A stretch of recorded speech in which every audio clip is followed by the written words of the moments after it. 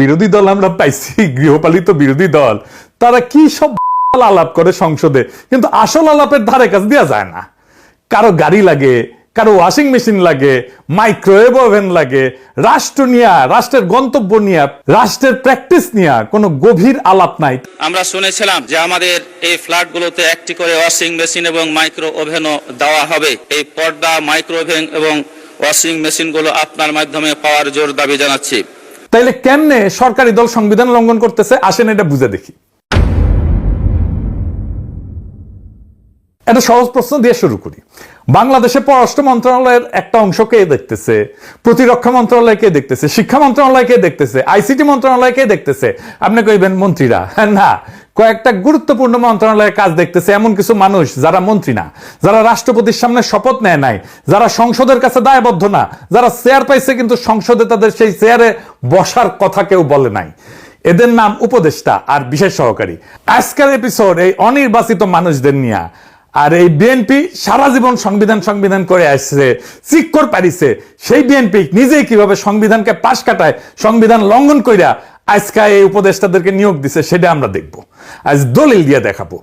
আজ আমি আপনাদের নাম ধরে ধরে বলবো কারা এই চেয়ারে বসে আছে, কিন্তু চেয়ারে বসার কোন সাংবিধানিক অধিকার নাই। তাদের প্রত্যেকটা নিয়োগ সংবিধান বিরোধী। এদের প্রত্যেকের কার্যক্রম ভবিষ্যতে আদালতে বাতিল হবে এবং প্রত্যেকেই, আই রিপিট, প্রত্যেকে ক্ষমতার অপব্যবহার আর সংবিধান লঙ্ঘনের দায়ে অভিযুক্ত হবে এবং শাস্তি পাবে। বিষয়টা বুঝায় বলি। সংবিধান কি বলে?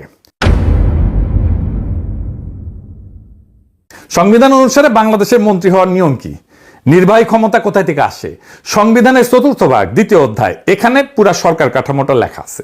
আর মনে রাখবেন, নির্বাচিত সরকারের ক্ষেত্রে এখানে উপদেষ্টা বইলে কোনো সাংবিধানিক পদ নাই, একেবারে নাই। সংবিধানের 55 অনুচ্ছেদে কইছে 3টা কথা মাত্র।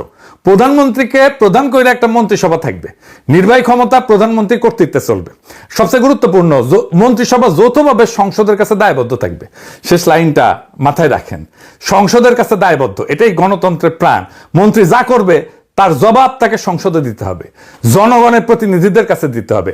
এবার আসি সবচেয়ে জরুরি অনুচ্ছেদে, অনুচ্ছেদ 56(2). সংবিধান কইতেছে মন্ত্রিসভার কমপক্ষে 9 মানে 90% হইতে হবে নির্বাচিত সংসদ সদস্যদের মধ্যে থেকে, আর সর্বোচ্চ 1 মানে 10% নেওয়া যাবে বাইরে থেকে, যারা সংসদ সদস্য হওয়ার যোগ্য। এই 10%কেই আমরা বলি টেকনোক্র্যাট কোটা। খেয়াল করেন একটা মজার ব্যাপার, টেকনোক্র্যাট শব্দটা সংবিধান কিন্তু নাই, একবারও নাই। এই 56(2) এই বিধানটাই হইল টেকনোক্র্যাটের একমাত্র সাংবিধানিক রূপ। তো মানে কি দাঁড়াইলো? সংবিধান নির্বাচিত না এমন কাউকে মন্ত্রিসভায় বসানোর একটাই রাস্তা রাখছে, মাত্র একটা, তাকে 10% কোটার মন্ত্রী বা প্রতিমন্ত্রী বানাইতে হবে, তাকে রাষ্ট্রপতির সামনে শপথ নিতে হবে, আর তাকে সংসদের কাছে দায়বদ্ধ থাকতে হবে। এর বাইরে কোনো পথ নাই। বাংলার লুথার কিং এই সব কিছুকে অস্বীকার কইরা, লঙ্ঘন কইরা, অসাংবিধানিক ভাবে 4 ধরনের মানুষরে সে মন্ত্রী মর্যাদা দিছে। আসেন সেটা বুঝে দেখি। বাংলার লুথার কিং এর সরকারের মন্ত্রী আর প্রতিমন্ত্রী মর্যাদায় বসে থাকা অনির্বাচিত মানুষগুলা কারা? 4 রকম। এই 4টা শ্রেণী আলাদা করে বোঝা জরুরি, কারণ সব এক না। প্রথম শ্রেণী হইতেছে টেকনোক্র্যাট। এরা শপথ নিছে, সংবিধানের 10% কোটার মধ্যে আছে, এরা বৈধ, এদের নিয়ে আমার কোনো অভিযোগ নাই। এর মধ্যে আমার প্রিয় রজার খলিলও আছে। 2য় শ্রেণী, এরা মন্ত্রী আর প্রতিমন্ত্রী মর্যাদা পাইছে, মন্ত্রণালয় পাইছে, কিন্তু শপথ নেয়নি। 3য় শ্রেণী বিশেষ সহকারী, এরাও প্রতিমন্ত্রী মর্যাদা পাইছে কিন্তু শপথ নেয়নি। 4 নম্বর শ্রেণী, প্রফেসর ইউনূস তার অন্তর্বর্তীকালীন সরকারের সময় প্রতিমন্ত্রী মর্যাদা দিয়ে গেছিলেন, সেটারে তারেক রহমান নির্বাচিত সরকারের সময় চালু রাখছে, যেমন বিডা রাশিক চৌধুরী। এই 4টা শ্রেণী মাথায় রাখেন। আমি এবার একটা একটা করে নাম ধরে যাব। টেকনোক্র্যাট করে 3 জন আছে, 2 জন পূর্ণমন্ত্রী, 1 জন প্রতিমন্ত্রী। একজন হইতেছে রজার খলিল, পররাষ্ট্রমন্ত্রী, ইনি আগে 19 সরকারের জাতীয় নিরাপত্তা উপদেষ্টা ছিলেন, আপনারা জানেন। 2 নম্বর মোহাম্মদ আমিনুর রশিদ, পূর্ণমন্ত্রী। 3 নম্বর আমিনুল হক, প্রতিমন্ত্রী, সাবেক ফুটবলার। এই 3 জন রাষ্ট্রপতির কাছে শপথ নিছে। সংবিধানের 56(2) কোটার মধ্যে এই 3 জন পড়ে। 3 জন মানে 49 সদস্যের মন্ত্রিসভার 10% নিচে, সম্পূর্ণ বৈধ। এদের নিয়ে আমার কোনো প্রশ্ন নাই, কোনো অভিযোগ নাই, বরং বলবো এটাই সঠিক পথ। সংবিধান যে রাস্তা দেখাইছে এরা সেই রাস্তায় আসছে, কিন্তু এখন আসছে আসল কাহিনী। যারা এই রাস্তায় আসেনি, সংবিধান ভাঙছে, তারা কারা? যারা শপথ নেয়নি অথচ মন্ত্রণালয় পাইছে, পুরা 10 জন উপদেষ্টা, মন্ত্রী আর প্রতিমন্ত্রী মর্যাদা। আসেন নাম ধরে শুনি।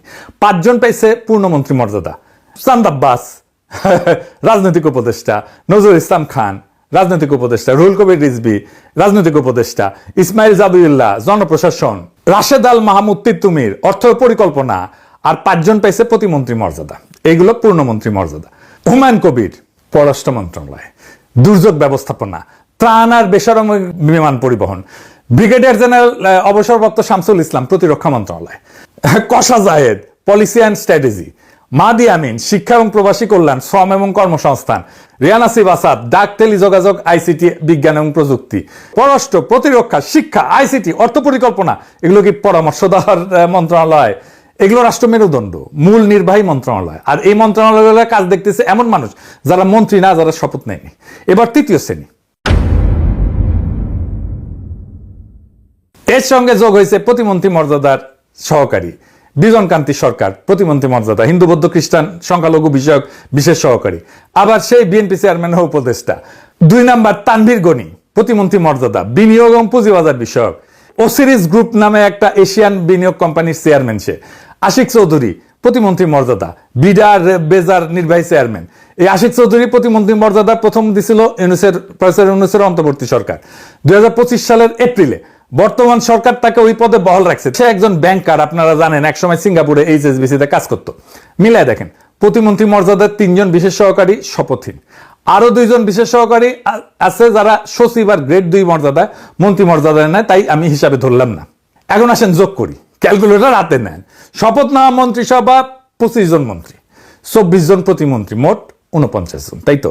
এর সঙ্গে যোগ করেন 10 জন উপদেষ্টা, মন্ত্রী আর প্রতিমন্ত্রী মর্যাদা, 3 জন প্রতিমন্ত্রী মর্যাদার বিশেষ সহকারী।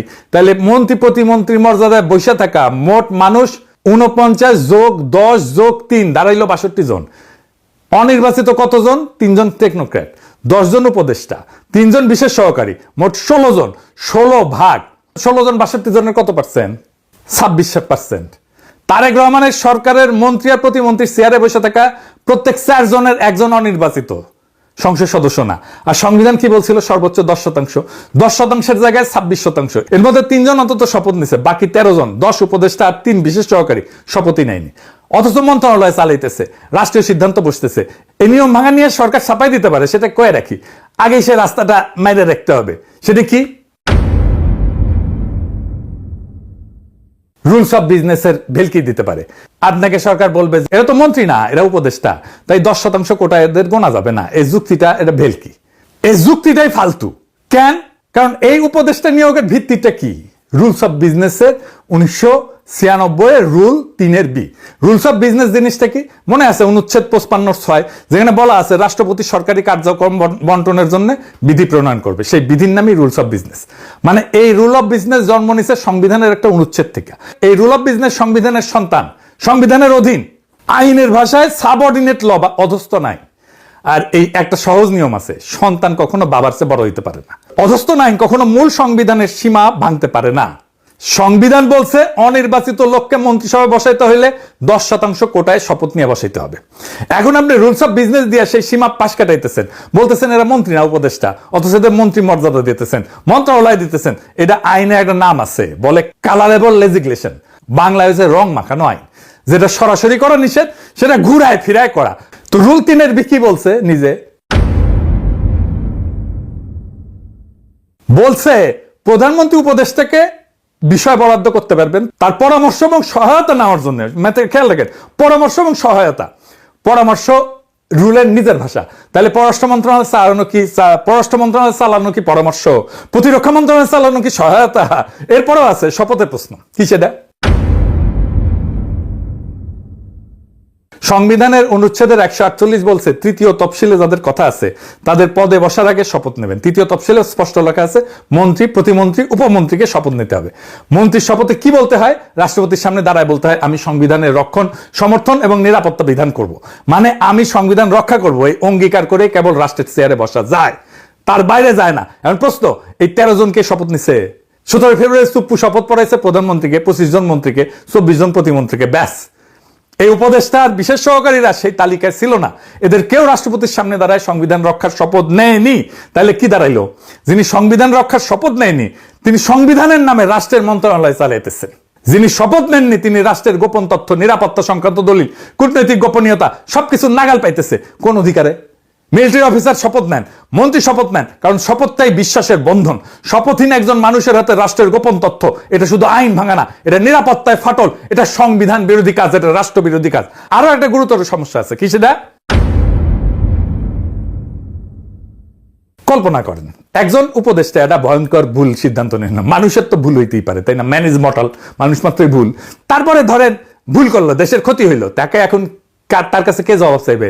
মন্ত্রী হইলে সংসদের দ্বারা জবাব দিতে হইতো, বিরোধী দল প্রশ্ন তুলতো, এটাই অনুচ্ছেদের 55(3) সংসদের কাছে দায়বদ্ধতা। কিন্তু উপদেষ্টা তো মন্ত্রিসভার সদস্যই না, শপথও নাইনি, তাহলে সংসদ থেকে কিসের ভিত্তিতে দেখবে, কিসের ভিত্তিতে জবাবদিহি করাবে? রাষ্ট্রের প্রশাসনের শৃঙ্খলটা কি? সচিব দায়বদ্ধ মন্ত্রীর কাছে, মন্ত্রী দায়বদ্ধ সংসদের কাছে, সংসদ দায়বদ্ধ জনগণের কাছে, উপদেষ্টা এই পুরা শৃঙ্খলের বাইরে। ক্ষমতা ভোগ করতেছে মন্ত্রীর, দায় নিতেছেন না, কিচ্ছু না। কি মজা, মজাই মজা। বাচ্চা পয়দা করবা, বাপ মায়ের দায়িত্ব নিবা না, ক্ষমতা আছে, জবাবদিহিতা নাই। সরকারকে একটা ফাইনাল প্রশ্ন করা উচিত ছিল সংসদে, এই উপদেষ্টার আসলে কি? দুইটার একটা উত্তর দিবেন। যদি বলেন এরা নিছক পরামর্শ দেয়, তাইলে পররাষ্ট্র, প্রতিরক্ষা, শিক্ষা মন্ত্রণালয় পূর্ণ দপ্তর এদের হাতে কেন?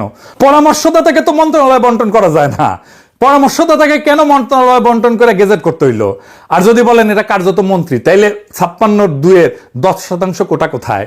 শপথটা কোথায়? দেখেন, দুইটা উত্তরে কোনোটাই সরকার দিতে পারবে না। বেরোনোর কোনো দরজা নাই। কিন্তু নাসিরউদ্দিন হজ্জার 2 কেজি মাংস কিনে আনিছিল বাসাত, বউরে বলছে পাকাও মাংস, পাকাও ভালো করিয়া, মজা করিয়া যেন খাইতে পারে। বউ পাকায় চেকতে গেছে, একটু এতই ভালো হয়েছে রান্না যে চেকতে চেকতে পুরাটাই খায় ফেলিছে। এখন হজ্জা খাইতে এসছে, বউ মাংস দেয় না, তো হজ্জা জিগায় 2 কেজি মাংস কিনেছিলাম, ওটা কই? বউ কয় বিড়ালে খাইছে। তো হজ্জা বিড়াল ধরে এনে পাল্লাই তুলিছে, জামাতের পাল্লা আর কি, বুঝিছাও? এই যে এইটা দেখে বিড়ালের ওজন 2 কেজি। হ্যাঁ, হজ্জা কইতেছে এইটা যদি বিড়াল হয় তাহলে মাংসটা কই, আর এটা যদি মাংস হয় তাহলে বিড়ালটা কই? এইটা যদি টেকনোক্র্যাট কোথায় হয় তাহলে 10%-এর বেশি কেন? আর যদি নিছক উপদেষ্টা হয় যে পরামর্শ দিবে, তাহলে মন্ত্রণালয়ের দায়িত্ব কেন তাদের উপরে? এবার আসল মজা, বিএনপির ভণ্ডামিটা ধরাই দিই।